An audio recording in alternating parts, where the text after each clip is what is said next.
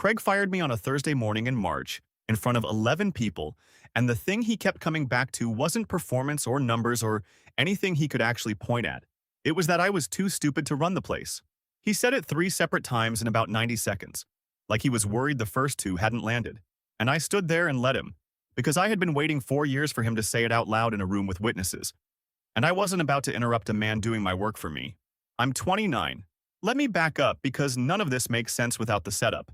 And the setup is where all the poison actually lives. My mom Susan married Craig when I was 14. My dad Gerald was still around, is still around. We talk every couple weeks. He lives about 40 minutes from me, and he's the reason I know anything useful about anything. My parents' divorce wasn't dramatic. They just stopped. Craig came into it 2 years later and he brought a business with him. This outfit he'd built from nothing in his 20s, and from the day he moved in, that business was the sun. Everything else orbited. Dinner conversation was the business. Vacations were scheduled around the business. My mom went from having her own life to being the person who typed things for Craig and told him he was right. Here's the reason Craig treats me the way he does, because I know that's the first question. Craig has a son from his first marriage, Reese. No, wait, I'm Reese. Craig's son is nobody. He moved to another state at 19 and never came back, and that's actually the whole point.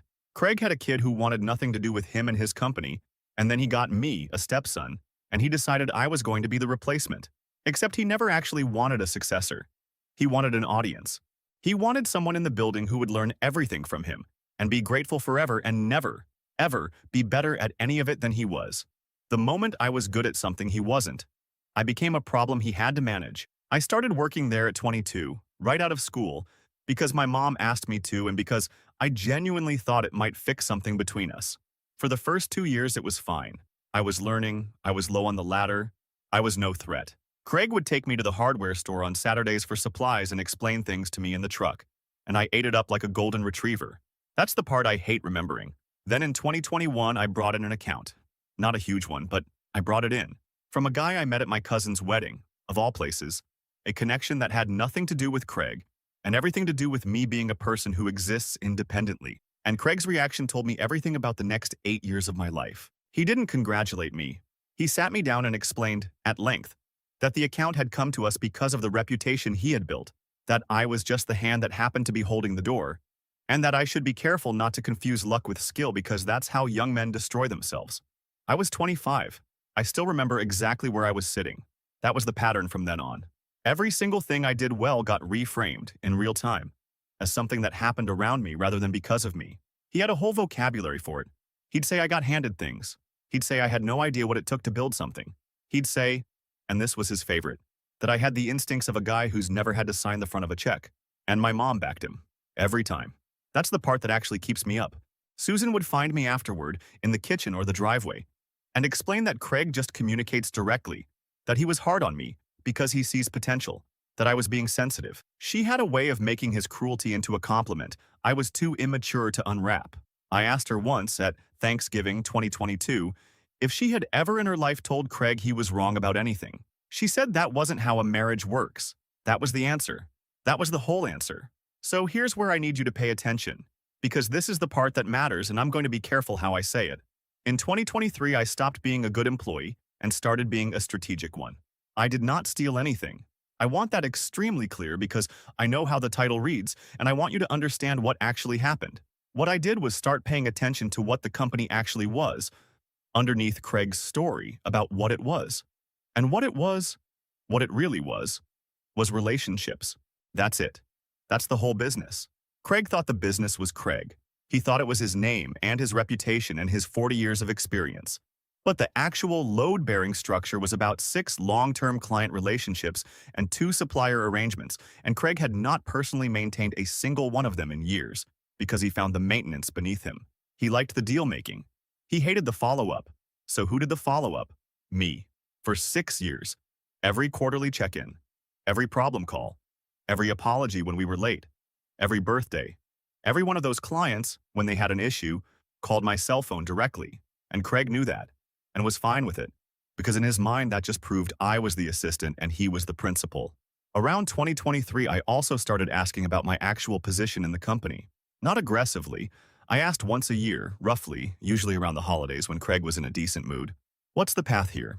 What does the ownership picture look like? Am I building something or am I renting? Craig's answers over 3 years in order, eventually, when you're ready, when you show me you understand what this costs. And then last Christmas, the one that finally did it, he laughed and told me, in front of my mom and my Aunt Jacqueline, that a man doesn't get given a company, he takes one. And if I had to ask, I'd already answered my own question. Jacqueline, my mom's sister, and honestly the only adult in that family who's ever looked at me like I'm a whole person, put her drink down and asked Craig if he hurt himself. Craig said something about how Jacqueline had opinions about business for someone who'd never run one. Jacqueline told him he'd never run one either. He'd inherited a customer list from a man who took pity on him in 1994 and spent 30 years pretending it was a miracle. I have never loved anyone more in my life than I loved Jacqueline in that moment. Susan told everyone to stop. Craig left the table. So, a man doesn't get given a company, he takes one. Okay, Craig. Understood. I'm not going to lay out everything I did between January and March because a lot of it is still in motion and I don't want to jinx it, and honestly, some of it I'm still not sure was smart. But I'll tell you the shape of it. I went and got myself a proper lawyer. My own. Not the one the company uses, who has known Craig since 1998 and once described him to me as a force of nature. I paid for her out of my own money. I sat down with her in her office on a Wednesday afternoon and asked her a very simple question, which was, what exactly do I own? And the answer was more than Craig thinks I own. Because Craig, for all his talk about signing the front of checks, is careless. He's careless because he's never once believed anyone in his orbit was smart enough to read anything he put in front of them. He handed me documents to sign over the years the way you hand a kid a coloring book, and I read every single one of them. And I kept copies of every single one of them. And there is a difference between what he thinks he gave me and what he actually gave me, and that difference is the entire story. Which brings us to March. The immediate trigger was stupid and small, which is how these things always go. There was a supplier problem, a real one, and Craig's handling of it made it worse, and I fixed it. And one of the clients mentioned to Craig on a call that they'd been dealing with me, and I'd been great. Craig came into the office. He asked me who authorized me to speak for the company. I said I've spoken for this company every day for 7 years.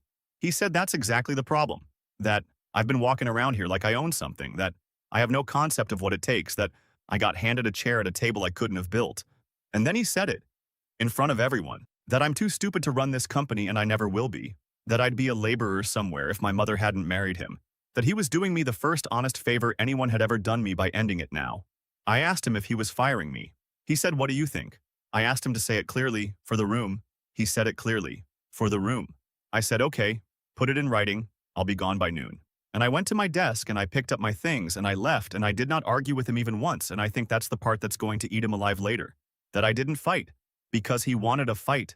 He wanted me begging so he could refuse. Susan called me 11 times that afternoon.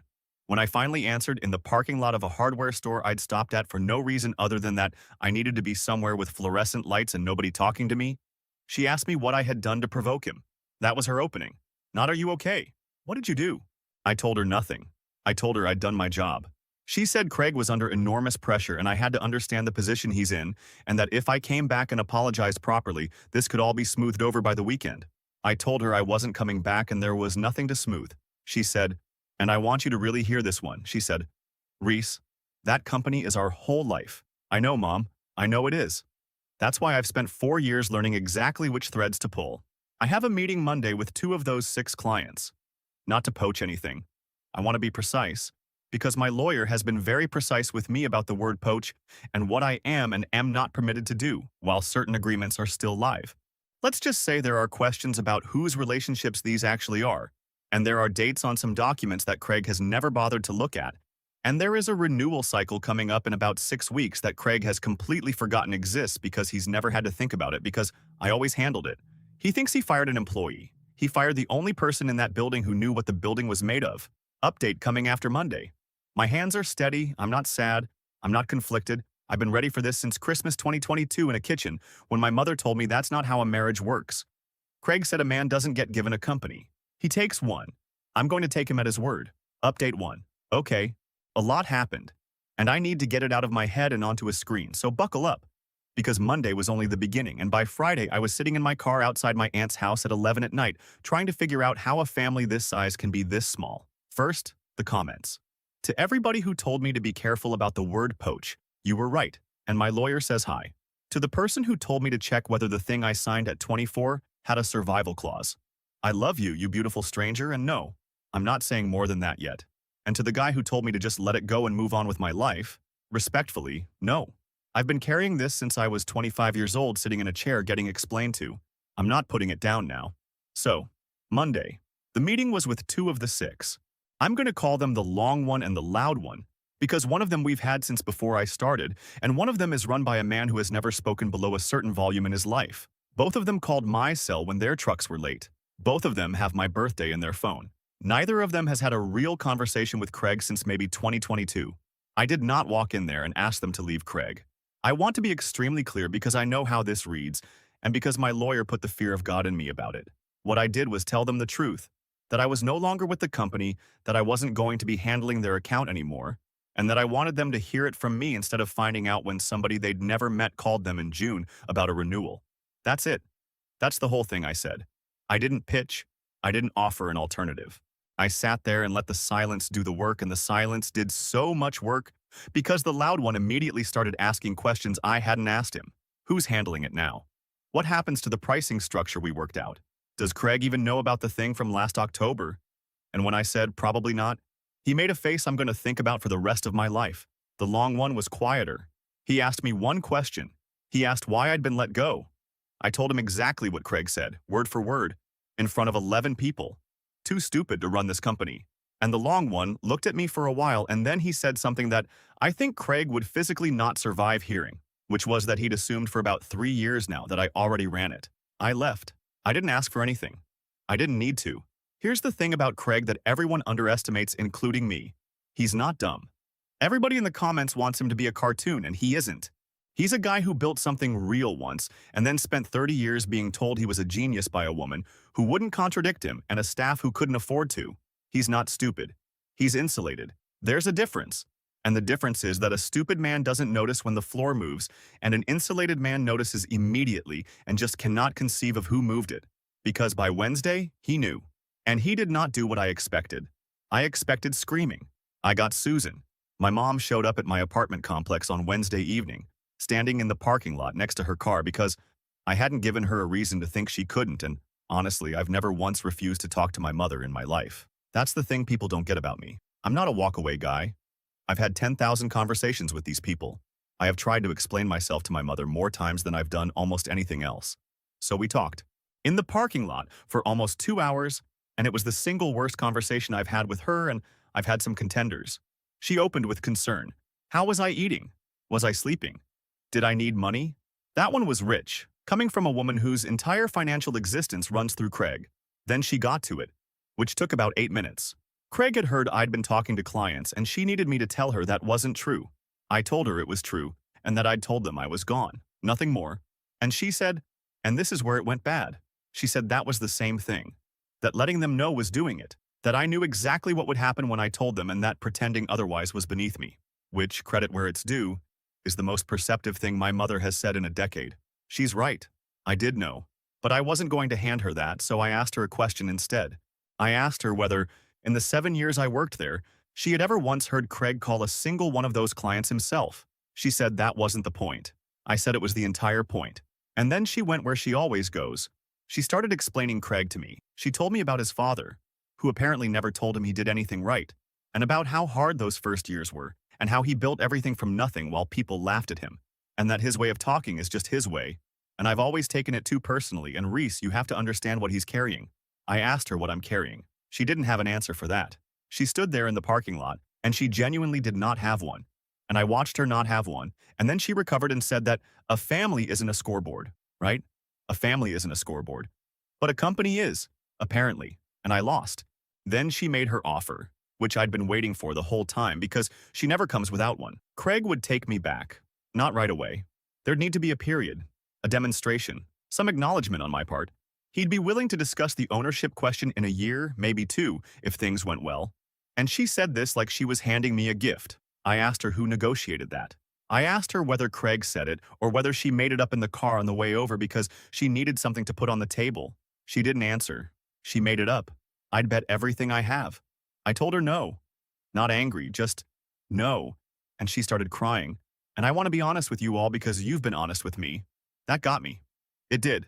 My mom crying in a parking lot next to a Sonata with 90,000 miles on it because her son won't come home. I'm not made of stone. But then she wiped her face and said the thing that reset me completely. She said that if this goes badly, she'll lose everything too, and did I ever think about that? There it is. That's my mother. Not what did he do to you? Not, I'm sorry I watched him do it for 14 years and told you that you were being sensitive. Just consider the cost to me. I told her I had thought about it. I told her I'd thought about it more than she'd ever thought about anything I said at that Christmas table. And I got in my apartment and I closed the door. Now here's where it got complicated. Because Craig doesn't send one messenger. Thursday, Jacqueline called me, my aunt, the one who took Craig apart at Christmas over his 1994 customer list. And I assumed she was calling to cheer because she's been on my side since before I understood there were sides. She was not calling to cheer. Turns out, and I did not know this, which is entirely my fault for never asking, Jacqueline has money in that company. Not a lot by Craig's standards. She put it in around 2016 when Craig was expanding and needed cash and the bank was being difficult. And she did it because Susan asked her to and because it was supposed to be a 2-year thing. It has now been 10 years. She's never gotten it back out. She's gotten small distributions, sporadically, whenever Craig remembers she exists. And she has spent a decade being the family member who is quietly, permanently owed something and can't say so at holidays. Which recontextualizes Christmas 2022 completely, by the way. That wasn't Jacqueline defending me. Or it wasn't only that. That was 10 years of a woman watching a man she funded talk about how nobody gave him anything. So, she called me and she was not warm. She wanted to know what I was doing, specifically, and whether it was going to affect the value of the thing she's owed. And I told her honestly that yes, it probably would, and that I hadn't known she had exposure. And she said of course I didn't. Nobody in this family tells anybody anything. That's the entire family business.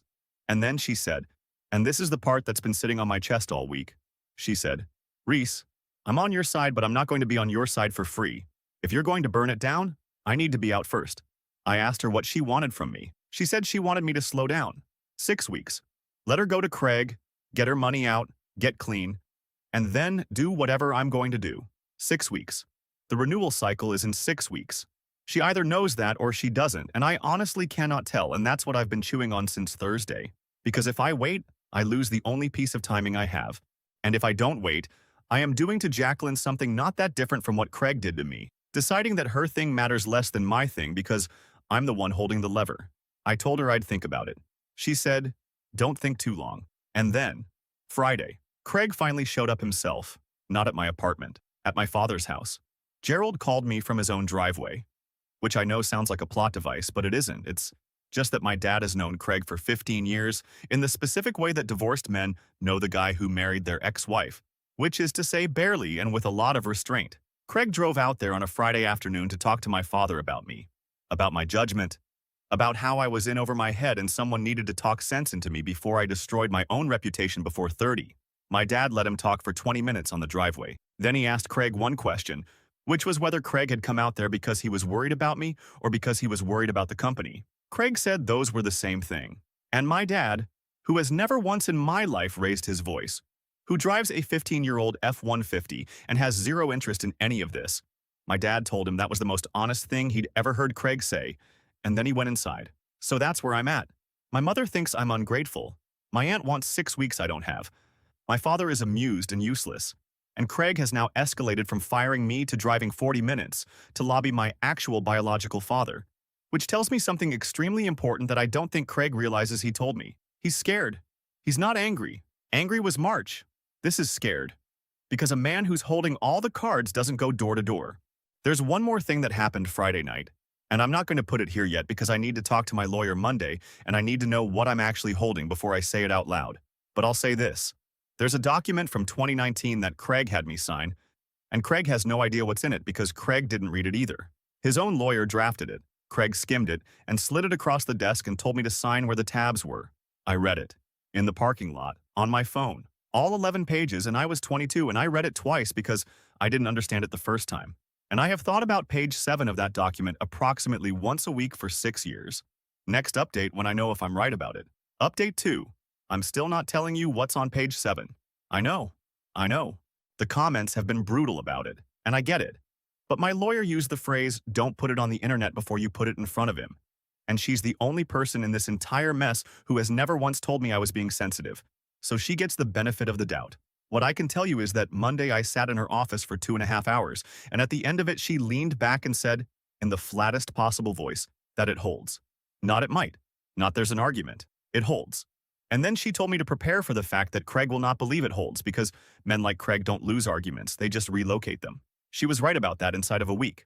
So, where we're at? Because a lot moved, and it moved in directions I didn't plan for. Jacqueline. My aunt. 6 weeks. Get me out first, remember? I thought about it for 4 days, which for me is a geological era. And I want you all to know I actually seriously considered giving her the 6 weeks. Because when she said she wasn't going to be on my side for free, that landed. 10 years of being owed something and eating turkey across the table from the guy who owes you and saying nothing because your sister would be humiliated. That's not nothing. That's the same disease I've got. Just a different limb. But then I did the math, and I'm going to be honest with you all because you've been honest with me. I did the math and I realized she was asking me to hand Craig 6 weeks of warning so she could get her money out of a company that only has value. Because of the thing I'm about to do something about. If she cashes out clean in May at a number based on those 6 relationships still being intact, and I pull the thread in June, then what actually happened is I financed her exit and ate the loss. So I called her back Friday and I offered her something else instead. I said I wasn't going to slow down. But I said if she wanted to move on Craig, she should do it now, not in 6 weeks, and she should do it loudly. And she should do it while he's already reaching for cash. Because a man who's stable can stall her forever with a check a year and a hug at Christmas. And a man who's squeezed has to actually deal with her. I told her the only leverage she's ever going to have in her entire life over Craig is the exact window where he needs everything to look calm. There was this long pause, and then she laughed and she said something like, "So you want me to be a problem for him at the worst possible moment and call it a favor?" Yes, Jacqueline. That's exactly what I want. And it is a favor. Both things are true, and that's the family we've got. She went to him the following Tuesday, at the office, which I did not tell her to do and honestly would have advised against, but Jacqueline has been holding this for 10 years, and she was not going to do it in a driveway. I wasn't there. I only know what she told me after, sitting on her back steps that night with a can of something warm because she'd been out there for an hour before I showed up. And she was rattled, which I've never seen. This is a woman who called Craig's origin story a pity inheritance in front of his wife over dessert. Because Craig didn't yell at her. Craig did something smarter. He sat her down and he was warm. He was concerned. He told her he'd been meaning to get to her situation for years and it kept getting away from him.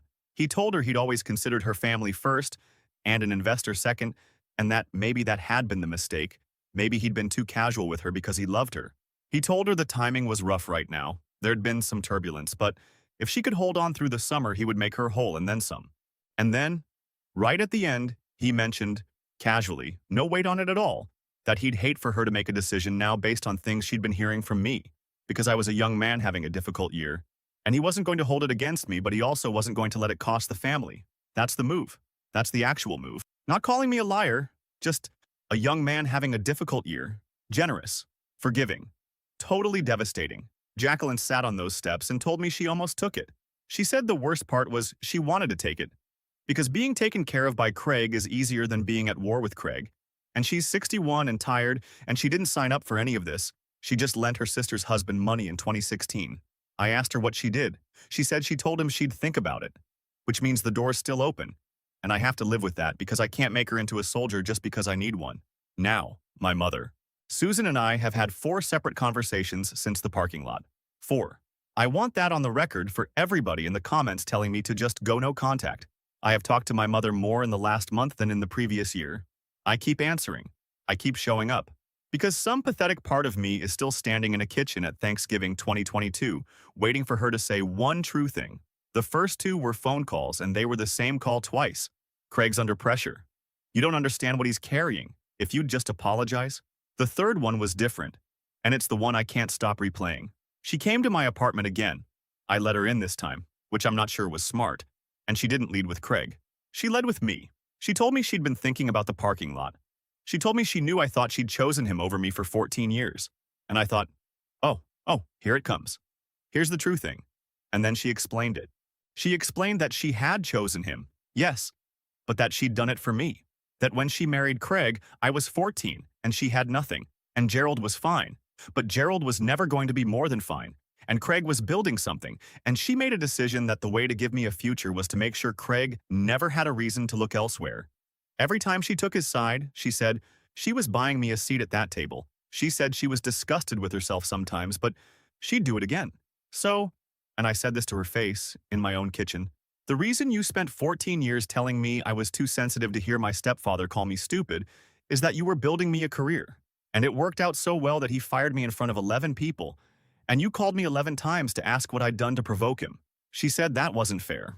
I said none of it was fair. That's the whole point. That's been the entire point since I was 25 years old getting explained to about luck versus skill. And she said the thing that ended it. She said, he was never going to give it to you, Reese. I knew that. I've known that for years. I just thought if you stayed close enough when he died, there'd be something left. That's it. That's the plan. That was the whole 14-year strategy. Outlive him. I asked her to leave. She left. The fourth conversation was 2 days later, a text thread that went on for about 90 messages. And it was her apologizing for the third conversation, which, no. She wasn't apologizing for what she said. She was apologizing for telling me. That's the distinction. She was sorry I knew. Okay, Craig. He called me, directly, first time since March on a Thursday evening. And I picked up because I've never once not picked up. And he was reasonable. That's what got me. 40 minutes of reasonable. He told me the March thing got away from him. He said he'd been dealing with a supplier situation and money, and my mother and he lost his temper, and the words he used weren't accurate, and he shouldn't have used them in front of staff. That's as close to an apology as that man has produced in the 15 years I've known him, and I want you to notice what it actually is. It's a man apologizing for the venue. Then he made his pitch. And it was good. It was genuinely good, and I want to be honest that I sat there and felt the pull of it, because he offered me the thing. Not eventually. Not when you're ready. He put a number on it and a date on it, and he said his lawyer would draft it by the end of the month. Real equity. Real path. He said he'd been unfair and that he'd watched me handle those 6 relationships for years, and he knew what he had. He knew what he had. Present tense. 7 years, and I had to lose the job to hear it. And then, because he can't help himself, because it's a compulsion, he added one more sentence. He said he was glad I'd finally learned that a man has to take something instead of waiting to be handed it, and that he'd take some credit for teaching me that. I asked him a question. I asked him why he was offering it now. And he told me the truth, actually, which surprised me. He said because the renewal cycle is in 3 weeks, and he needs those 2 clients to sign and they won't return his calls. He said it plainly. No games. He said he wasn't going to insult me by pretending otherwise. So I asked him a second question. I asked him what he thought I'd been doing since 2023. And there was this silence. And then he said something like, nothing you did was clever, Reese. It was just close. You were close to things and you counted the fact that you were standing near them as work. There he is. 40 minutes of reasonable, and it lasted until I made him look at it. I told him no. I told him the offer was 3 weeks old and 7 years late, and that I'd be seeing him at the renewal. He said, before he hung up, that I should think very hard about what happens to my mother when this is over. Which, okay, that's not scared anymore. That was scared in April. This is something else. 2 things I need to flag and then I'll shut up. 1. My dad. Gerald called me after Craig showed up at his house, which I mentioned, and I told you he was amused and useless. That's not fair, and I want to correct it because he came to my apartment and sat at my table and asked me one question, which was whether I was doing this because I wanted the company or because I wanted Craig to lose. And I gave him an honest answer, which was both. And he said, okay, as long as you know which one you'd trade for the other. And then he left. He's not useless. He's the only person who asked the question. 2. The renewal is in 3 weeks. Both of those clients have contract dates that Craig has never once looked at, because I set those dates in 2022, and I set them for a reason, and Craig signed off on them because Craig doesn't read.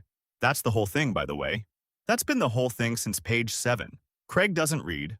Final update after the renewal. I'll tell you everything then, including page 7, and I'll tell you what happens when a man who spent 30 years being agreed with finally reads something. Final update. It's done. Page 7, the renewal. All of it.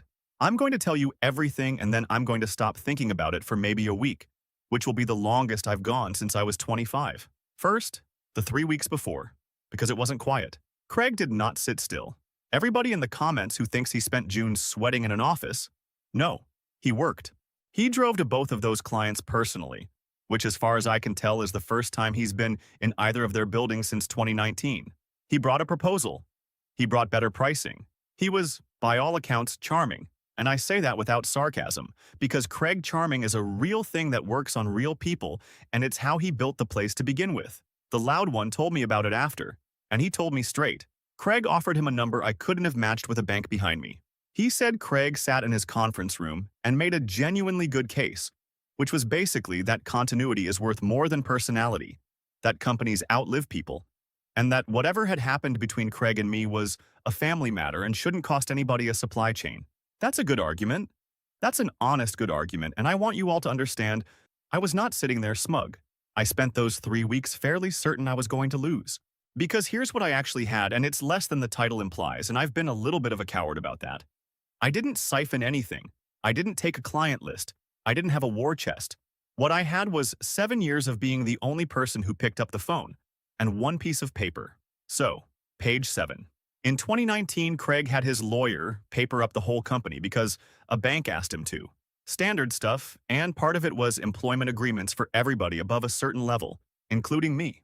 I was 22. Craig slid mine across the desk and told me to sign at the tabs and went back to his call. He didn't read it. I've told you that. But here's what I didn't tell you. He didn't read it because his lawyer wrote it, and his lawyer wrote it in 2019 when Craig was telling everyone who'd listened that his stepson was going to run the place someday. Craig was saying that then. That was his story in 2019. The succession story, the family legacy story, the one he told at the bank to make himself look like a man with a future instead of a man with a customer list. So the lawyer, doing his job, drafted the agreement for the guy Craig was describing, not the guy Craig actually treated me as, the heir. And page 7 has a non-solicitation clause on it, which sounds bad for me, right? That's what it's for. Except non-solicits have to be bought. You have to give someone something in exchange for them agreeing not to compete with you. And the consideration in mine, the thing they gave me, was a defined ownership grant, tied to a schedule, with a trigger. The trigger was termination without cause. I've read that page maybe 300 times. My lawyer read it once and told me it holds. Craig has never read it in his life. So on the Thursday morning in March when Craig stood in front of 11 people and fired me, and here's the part I've been sitting on for 4 months, the part I couldn't say out loud until I could say it to him, he did not fire me for cause. He couldn't. There was no cause. There was a client saying I'd been great. He fired me because a client said I was great, in front of witnesses, and he screamed that I was too stupid to run the company, and he never gave a reason that a piece of paper would recognize as a reason. He triggered the grant. He accelerated the whole schedule in 90 seconds in a room full of people who all heard it. That's the siphoning. That's the whole thing. He handed it to me himself, and he did it because he cannot stand to be in a room where someone else gets a compliment. I want to say something about why because a lot of you have asked, and I think I finally have it. It's not that Craig hated me. I think Craig liked me, honestly, in whatever way he's capable of. It's that Craig's entire identity is that nobody gave him anything. That's the story. That's 1994. That's the man who took pity on him that Jacqueline threw across the table at Christmas. And if I turned out to be good at this, if I, a kid he inherited at 14, could do the thing he did, then it wasn't a miracle. It was just a job. And he'd have spent 30 years being ordinary. He didn't need me to fail. He needed me to be beneath it. So the thing he built stayed impossible. Okay, the renewal. Both contracts came up on the same date. I set that date in 2022. I said it because in 2022, I already knew what page 7 said, and I already knew what kind of man Craig was. And I gave myself a lever 6 years out and told nobody. And Craig signed off on the dates because Craig doesn't read. And my mother is going to say that makes me calculating, and she's right, and I don't care. Neither renewed with Craig. Not because I asked them to leave. I never asked, not once. My lawyer would have removed my spine. They didn't renew because when it came time to sign, they wanted to know who was going to handle the account. And Craig said he would, and both of them knew that was not true, because Craig has said that before, and Craig has never once done it. The long one said it to Craig's face, apparently. He said Craig had been selling him continuity, and the only continuity he'd ever had was me. They went out to bid. That's it. That's all. No poaching, no scheme, no stolen list. 2 grown businesses looked at a supplier who just fired the only person they'd ever spoken to and decided to see what else was out there. I did not get either of them. I want to be honest. My lawyer has me on a non-solicit for another 11 months, and I am obeying it to the letter, gleefully, because obedience is the funniest possible version of this. I sit still, and Craig loses anyway. He's not losing to me. He's losing to the actual weather. And now the money, which is the part that ends him. Craig had made commitments against those 2 renewals. He'd expanded. That's what the supplier situation in March was actually about, I've since worked out. He was carrying more than he could carry and needed those 2 contracts to cover it. That's why he drove out to them personally. That's why he offered me equity in a phone call in May. Without them, he's got obligations and no coverage. And then there's Jacqueline. She did it. My aunt, 61, tired, almost took his warm hug and his hold on through the summer. She called me the week before the renewal and she said she'd thought about what I said, about the window, and she was going to be a problem at the worst possible moment. She demanded her principal back. 10 years. In writing. Through an actual attorney. For the first time since 2016. And Craig can't pay it. Not now. Not with the renewals gone. He came to her house. He brought Susan. And Jacqueline let them in and let them sit in her living room, and Craig did the whole thing again. The warmth. The family first. I've always meant to get to your situation. And Jacqueline told him. She told me this on her steps again, and this time she wasn't rattled. She was almost enjoying it. She told him that she'd been meaning to get to her situation too, for about a decade, and that she'd waited because she loved her sister, and because it would have been awkward at Christmas, and that she'd finally figured out that being awkward at Christmas was cheaper than what he'd been charging her. Susan cried. Susan asked her own sister how she could do this to the family, and Jacqueline said, "Ask your son what your husband did to him in front of 11 people.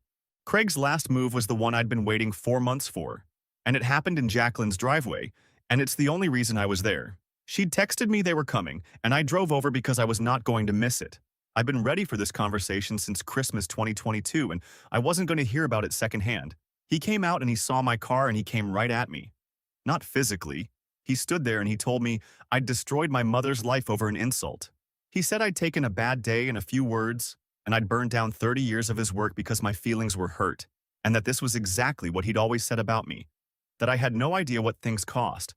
That a man who understood what building something meant could never have done this. And I said, I didn't do anything. You fired me. He said he fired an employee. I said you fired a shareholder. And I told him to go read the agreement his own lawyer wrote in 2019, page 7. And I told him to read the whole thing this time, all 11 pages, the way I did in a parking lot when I was 22. And I watched him. I watched him not know. That's what I'd been waiting for. Not anger. He didn't know what I was talking about. 30 years of a man who slides things across a desk, and he stood in a driveway and had no idea what he'd signed. He said I was bluffing.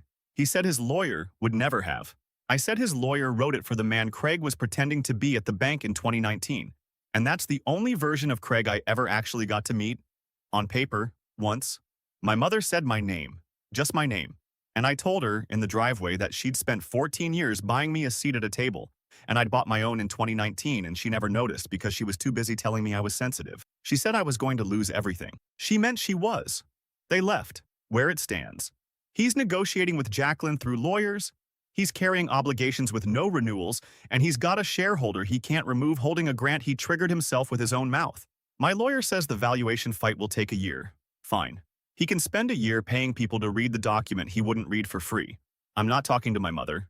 She's texted 41 times. The last one said Craig is going to lose the house and asked if I'm happy. Yes. I'm not proud of that, but you all wanted honest. So, yes. Craig said a man doesn't get given a company. He takes one.